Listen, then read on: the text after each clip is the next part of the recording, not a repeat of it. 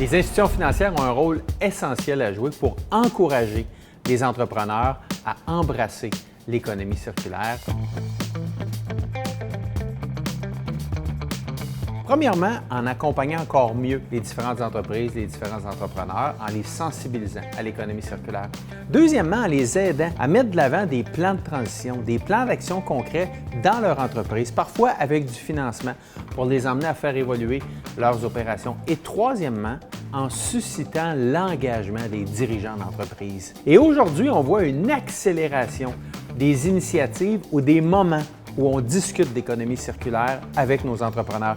Je pense à la Fédération des chambres de commerce, je pense au Conseil du patronat, je pense à l'Union des municipalités du Québec, je pense à plusieurs organisations, plusieurs organismes qui mettent de l'avant des panels, des activités, des conférences, de la sensibilisation. Et ça, à mes yeux, ça fait partie du rôle des institutions financières d'accompagner encore plus proactivement les entrepreneurs dans cette transformation. Selon moi, actuellement, il y a une foule d'opportunités pour les entreprises qui souhaitent entreprendre le virage vers l'économie circulaire. Premièrement, la capacité de prendre en charge ces résidus et de voir que ces résidus peuvent avoir une valeur marchande et que cette valeur marchande-là peut être monétisée.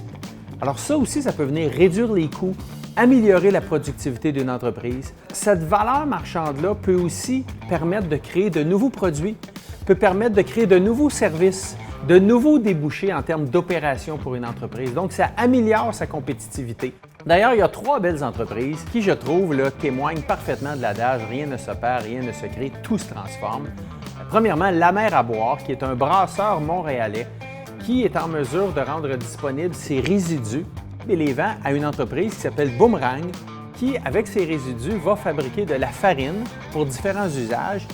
Et par la suite, cette farine-là devient disponible pour une autre entreprise qui s'appelle Crémy Pâtisserie, qui, elle, va fabriquer des beignets. Une autre entreprise que je trouve aussi très intéressante, c'est la coop Agri-Énergie Warwick, qui est la première coopérative agricole à avoir mis de l'avant un procédé où on est capable d'utiliser des résidus d'entreprises environnantes et on est capable de transformer ça en énergie renouvelable. Donc, c'est une belle histoire à succès d'économie circulaire sous la formule coopérative. De plus en plus, pour les entrepreneurs, l'accès au financement, l'accès à des capitaux propres va devenir très tributaire de l'engagement et des dirigeants et de l'entreprise. Et collectivement, c'est la compétitivité du Québec qui va s'améliorer avec toutes ces opportunités en lien avec une transition vers l'économie circulaire.